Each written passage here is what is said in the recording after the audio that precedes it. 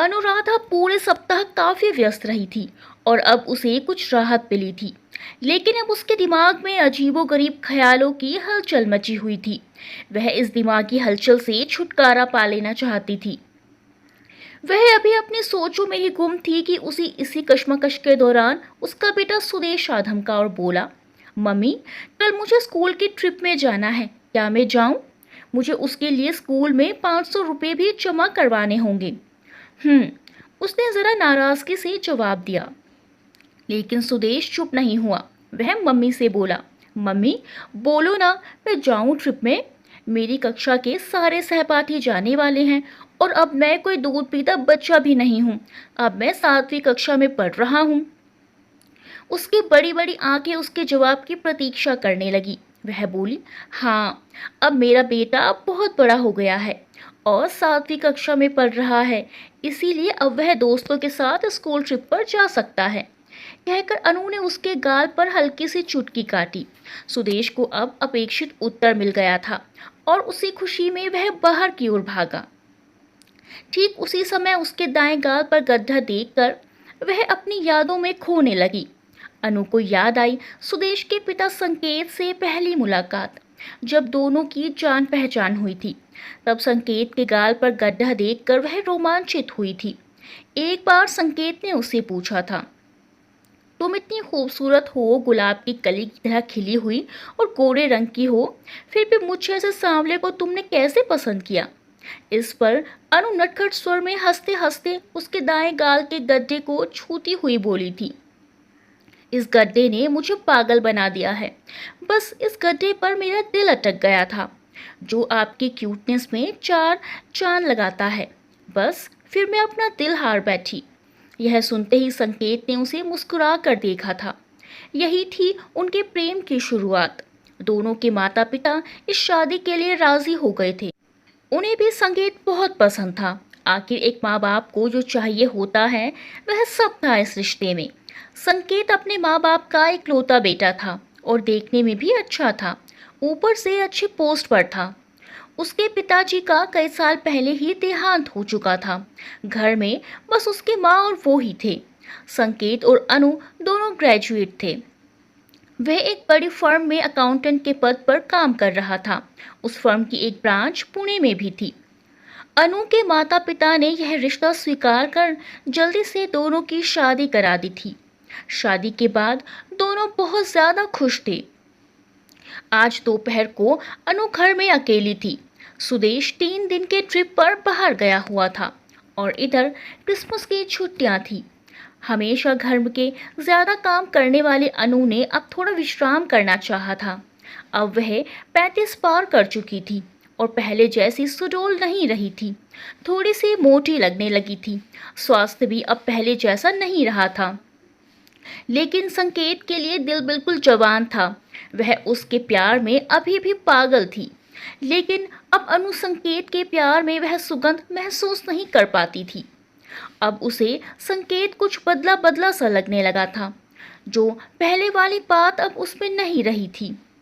जब भी वह अकेली होती उसके मन में तरह तरह के विचार आने लगते। उसे अक्सर ऐसा महसूस होता था कि संकेत अब उससे कुछ छिपाने लगा है और वह नजरें मिलाकर नहीं बल्कि नजरें चुरा कर बात करता है। पहले हम कितने खुले दिल से बातचीत करते थे, एक दूसरे के प्यार में खो जाते थे। मैंने उसके पहले प्यार को अब भी अपने दिल के कोने में संभाल कर रखा है। क्या मैं उसे इतनी आसानी से भुला सकती हूँ? मेरा दिल संकेत की याद में हमेशा पुणे तक दौड़ जाता है। लेकिन वह, क्या संकेत भी मेरी यादों में इतना ही तड़पता होगा जितनी मैं तड़पती हूँ? क्या उसको भी मेरी इतनी ही याद आती होगी? यह सब सोच सोच कर उसका दिल बेचैन हो गया और उसे लगा कि अब संकेत को चीख कर बताना चाहिए कि मेरा मन तुम्हारी याद में बेचैन है। अब तुम जरा भी देर ना करो और दौड़ कर मेरे पास आ जाओ। मेरा मन तुम्हारी याद में तड़प रहा है। चलो, मेरे लिए ना सही, कम से कम हमारे लाडले के लिए तो आ जाओ। जरा भी देर ना करो। बच्चा छोटा था तब सासू माँ साथ में रहती थी। अनजाने में ही सासू माँ की याद में उसकी आंखें डबडबा आई। उसे याद आया जब सुदेश सिर्फ 2 साल का था। घर की आर्थिक स्थिति ठीक नहीं थी, क्योंकि तब वह कोई जॉब नहीं करती थी और तब संकेत की सैलरी भी मुंबई के हिसाब से थोड़ी कम पड़ जाती थी। पैसे की थोड़ी तंगी रहने लगी थी, इसीलिए घर की स्थिति सुधारने के लिए अनु को भी नौकरी करनी पड़ी थी। उसी दौरान संकेत का पुणे तबादला हो गया था और अनु मुंबई में सास माँ और बेटे सुदेश के साथ रह गई थी। वे मुंबई जैसे शहर में नए फ्लैट की किश्तें चुकाते चुकाते परेशान थे, लेकिन क्या किया जा सकता था। उनके पास इसके सिवा कोई और ऑप्शन भी नहीं था। 2 साल के मासूम बच्चे को घर में छोड़कर ऑफिस जाना उसे बहुत अखरता था, लेकिन सासू माँ उसे समझाती थी, बेटी परेशान मत हो, बस कुछ ही वक्त की बात है, ये दिन भी निकल जाएंगे और बच्चे की तुम ज़रा भी चिंता मत करो, मैं हूँ ना उसकी देखभाल के लिए। और पुणे भी इतना दूर थोड़े ही है, कभी तुम बच्चे को लेकर वहाँ चली जाना, कभी संकेत आ जाएगा हमसे मिलने। सासू माँ की यह योजना अनु को बहुत भा गई थी और यह बात उसने तुरंत संकेत को बता दी थी। फिर कभी वह पुणे जाती तो कभी संकेत मुंबई चला आता। इसी तरह यह आवाजाही का सिलसिला चलता रहा। इसी दौड़ धूप में भी उन्हें बहुत मज़ा आ रहा था और इस तरह जीवन जीने में भी उन्हें आनंद आ रहा था और दोनों बहुत संतुष्ट भी थे। कुछ ही दिनों बाद बच्चे का स्कूल जाना शुरू हो गया तो उसकी पढ़ाई में हर्ज ना हो, यह सोचकर दोनों की सहमति से अनु को पुणे जाना बंद करना पड़ा। संकेत अपनी सुविधा से आता जाता था। इसी बीच उसकी सासू माँ चल बसी। उनकी 13वीं तक संकेत मुंबई में ही रहा। तब उसने अनु को समझाया था, अनु, मुझे लगता है तुम बच्चे को लेकर पुणे आ जाओ। देखो, माँ यहाँ थी तो मैं भी निश्चिंत रहता था, पर अब तुम अकेले कैसे सब करोगी? बच्चे को संभालोगी या नौकरी करोगी? हमारा बेटा वहाँ ही स्कूल में पढ़ेगा और तुम भी वहाँ दूसरी नौकरी के लिए कोशिश कर सकोगी। हम साथ में होंगे तो लाइफ थोड़ी इजी हो जाएगी। इस प्रस्ताव पर अनु ने गंभीरता से नहीं सोचा था, क्योंकि फ्लैट की कई किश्तें अभी चुकानी थी। उसने सिर्फ यह किया कि वह अपने बेटे सुदेश को लेकर अपनी सुविधा अनुसार पुणे चली जाती थी। संकेत दिल खोलकर उसका स्वागत करता था, बच्चे को तो हर पल दुलारता रहता था। जब अनु और सुदेश मुंबई में थे तब बच्चे की याद में तो उसने कई रातें जाग कर काटी थी। वह बेचैनी से करवट बदल बदल कर बच्चे से मिलने के लिए तड़पता था। उसने ये सब बातें अनु को साफ साफ बता दी थी, लेकिन अनु ने उसे समझाया था, एक बार हमारी किश्तें अदा हो जाएं तो हम इस झंझट से छूट जाएंगे। तुम्हारे अकेलेपन को देखकर मेरा दिल भी रोता है। मेरे साथ तो सुदेश हैं, रिश्तेदार भी हैं यहाँ, पर तुम्हारा तो कोई नहीं पुणे में। तुम्हें ऑफिस का काम भी घर ला कर करना पड़ता है। यह जानकर मुझे बहुत दुख होता है। मन तो यही करता है कि तुम जाकर काम करते रहो तो तुम्हें गर्मा गर्म चाय का कप ला कर दूँ, तुम्हारे आसपास बन रहा जिससे तुम्हारी थकावट दूर हो जाए। इधर मैं भी तुम्हारी याद में हर पल तड़पती रहती हूँ और फिर सुदेश भी तुम्हें बहुत याद करता है। मैं ही जानती हूँ मैं उसे कैसे कैसे समझाती हूँ। जब भी हम तुमसे मिलकर मुंबई वापस आते हैं वह कई दिन तक उदास रहता है, ना ही किसी से बात करता है, ना ही दोस्तों के साथ बाहर खेलने जाता है और ना ही स्कूल जाना चाहता है। फिर मुझे किसी तरह उसको बहला फुसला कर बनाना पड़ता है, पर क्या करें संकेत, अभी हमारी मजबूरी है। बस एक बार फ्लैट हमारे नाम हो जाए फिर हमारी टेंशन खत्म हो जाएगी, फिर हम साथ साथ रहेंगे। यह सुनकर संकेत का सीना गर्व से फूल जाता था कि अनु किस तरह जीवन के हर मुश्किल मोड़ पर उसका साथ दे रही है। और वह कहता था, तुम मेरे पास नहीं हो फिर भी मेरी यादों में तो तुम हमेशा मेरे साथ ही रहती हो। अब कई साल के संघर्षों के बाद फ्लैट की सारी किश्तों की अदायगी हो चुकी थी। सुरेश अब 7वीं कक्षा में पढ़ रहा था। उसने फैसला कर लिया कि अब वह कुछ दिनों के लिए ही सही पुणे में जाकर रहेगी। सरकारी नौकरी के कारण उसे छुट्टी की समस्या तो थी ही नहीं। उसने संकेत को फ़ोन किया, दफ्तर के फ़ोन पर। हाँ संकेत, मैं बोल रही हूँ। हाँ कौन? उधर से पूछा गया। ऐसे अनजान बनकर क्यों पूछ रहे हो? क्या तुमने मेरी आवाज़ नहीं पहचानी?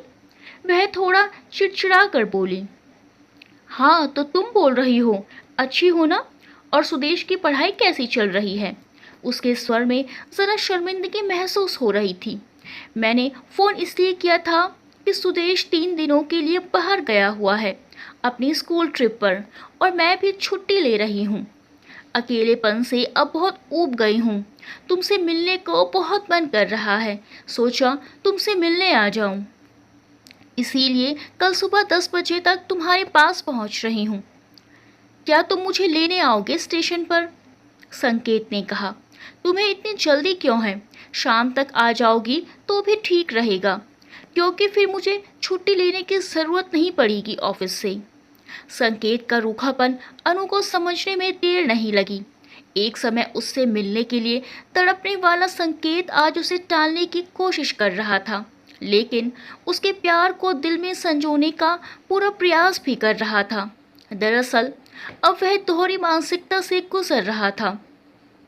काफ़ी साल अकेले रहने के कारण इस बीच एक 17-18 साल की पारू नाम की लड़की से संकेत को प्यार हो गया था। वह एक बाल विधवा थी। उसके ऑफिस के चपरासी चाचा के उसको संकेत के घर काम पर लगवाया था। वह इतने कम उम्र में भी काफ़ी समझदार थी। साथ ही वह काफ़ी खूबसूरत थी और 7वीं कक्षा तक पढ़ी लिखी थी।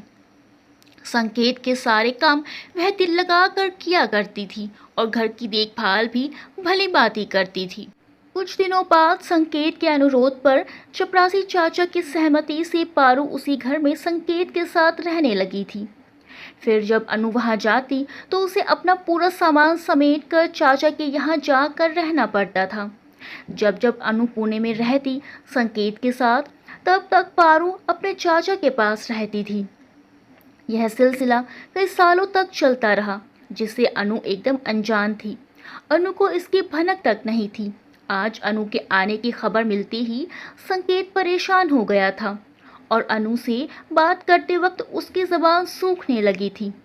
अब उसे तुरंत घर जाकर पारू को वहाँ से हटाना ज़रूरी था।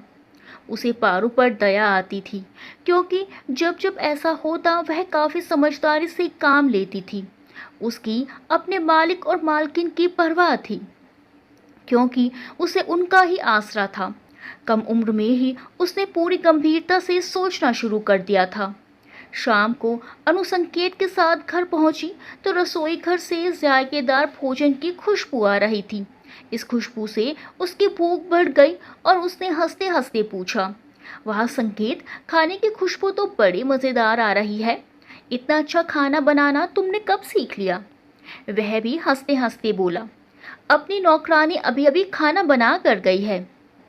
दूसरे दिन सुबह सुबह पारू आई और दोनों के सामने गर्मा गर्म चाय के 2 कप रखे। चाय की खुशबू से वह तृप्त हो गई। थोड़ी देर बाद वह घर के चारों ओर फैले छोटे से बाग में टहलने लगी। घास का स्पर्श पाकर वह विभोर हो उठी। पेड़ पौधों की सोंधी महक ने उसका मन मोह लिया था। अचानक उसका ध्यान एक 5 साल के बच्चे की ओर गया। वह वहाँ अकेला ही लट्टू घुमाने के खेल में खोया हुआ था। धीरे धीरे वह उसकी ओर बढ़ी तो वह भागने की कोशिश करने लगा। अनु ने उसकी छोटी सी कलाई पकड़ ली और बोली, अरे मैं कुछ नहीं करूँगी, ये बताओ तुम्हारा नाम क्या है और तुम यहाँ अकेले क्या कर रहे हो? वह घबरा गया था, इसीलिए कुछ नहीं बोला और सिर्फ देखता रह गया। उसके फूले हुए गाल और बड़ी बड़ी आंखें देखकर अनु को बहुत अच्छा लगा। वह हंसी तो नादान बालक भी हंसा। उसकी हंसी के साथ उसके दाएं गाल का गड्ढा भी मानो उसकी ओर देखकर हंसने लगा। यह देखकर उसका दिल दहल गया, क्योंकि जब अनु ने गौर से देखा तो वह बच्चा बिल्कुल संकेत की तरह दिख रहा था। ऐसा लगा कि संकेत का मिनी संस्करण उसके सामने खड़ा हो गया हो। वे ये सब देखकर मानो उसके पैरों तले जमीन ही खिसक गई। उसे हल्का चक्कर आया और वह दहलीज पर बैठ गई। उसे लगा कि आज आसमान टूटकर उसी पर गिरेगा और वह खत्म हो जाएगी। एक अनजाने डर से उसका दिल धड़कने लगा।